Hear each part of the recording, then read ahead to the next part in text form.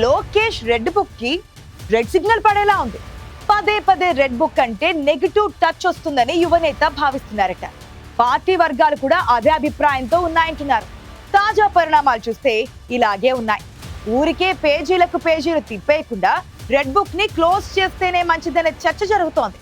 మరి దీనిపై చిన్నబాబు నిర్ణయం ఎలా ఉంటుందోనని గుసగుసలు మొదలయ్యాయి.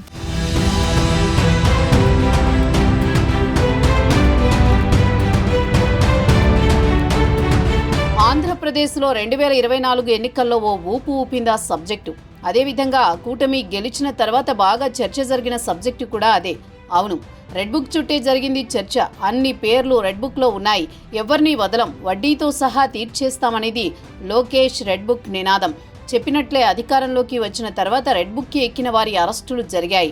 రెడ్ బుక్ అంటే చట్టాన్ని ఉల్లంఘించిన వారి కోసమే అని నారా లోకేష్ చెప్పారు. కానీ ప్రతిపక్ష వైసీపీ మాత్రం అది కక్ష సాధింపు అని ప్రచారం చేసుకుంటూ వస్తోంది. తాజాగా రెడ్ బుక్కి ఇక రెడ్ సిగ్నల్ వేస్తే మంచిదనే చర్చ స్టార్ట్ అయింది.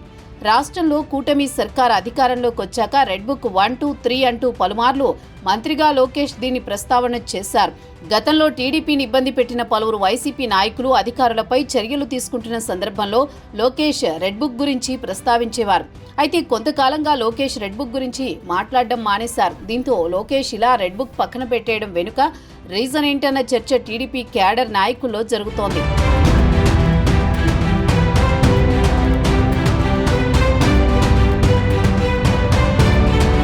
మరోవైపు లోకేష్ గతంలో విపక్షంలో ఉండగా రెడ్ బుక్ ప్రస్తావన చేసినప్పుడల్లా వైసీపీ ఎద్దేవా చేస్తూ వచ్చింది.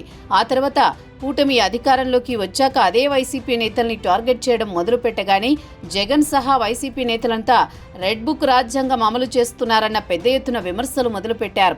వైసీపీ నాయకులు ఎక్కడ ఏ ప్రెస్ మీట్ పెట్టినా, మీడియాతో మాట్లాడినా రెడ్ బుక్ గురించిన చర్చ లేకుండా ఉండేది కాదు. కేంద్రానికి కూడా దీనిపై ఫిర్యాదు చేశారు. అయిన దానికి కాని దానికి రెడ్ బుక్ పేరెత్తడం వల్ల లాభం కంటే నష్టం ఎక్కువగా జరుగుతోందని గ్రహించిందట టీడీపీ అధిష్టానం. ప్రస్తుతం ఉన్న పరిస్థితుల్లో శక్తికి మించి అభివృద్ధి చేస్తున్నా సరిగా చెప్పుకోలేకపోతున్నామని, అదే సమయంలో పాత తప్పులకు సంబంధించి ఎవరన్నా వైసీపీ నేతలను అరెస్ట్ చేస్తే రెడ్ బుక్ రాజ్యాంగం పేరుతో విషయాన్ని పక్కదారి పట్టిస్తున్నారన్న ప్రచారం జరుగుతోందని టీడీపీ నేతలు అభిప్రాయంగా తెలుస్తోంది. అందుకే రెడ్ బుక్ ని కొన్నాళ్ళు క్లోజ్ చేస్తేనే మంచిదని అభిప్రాయంతో ఉన్నారట టీడీపీ వర్గాలు.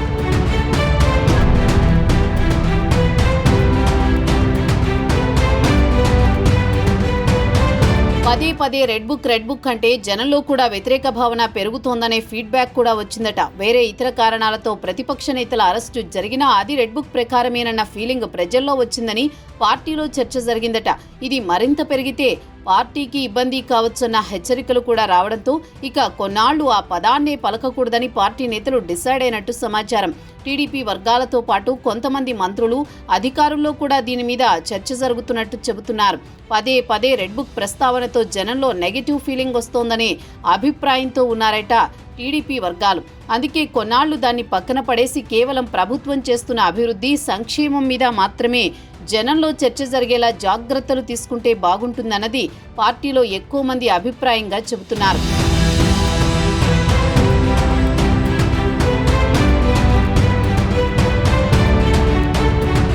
మంత్రి లోకేష్ కూడా ఈ మధ్య కాలంలో రెడ్ బుక్ అంశాన్ని కొద్దిగా దూరం పెట్టినట్టే కనిపిస్తోంది.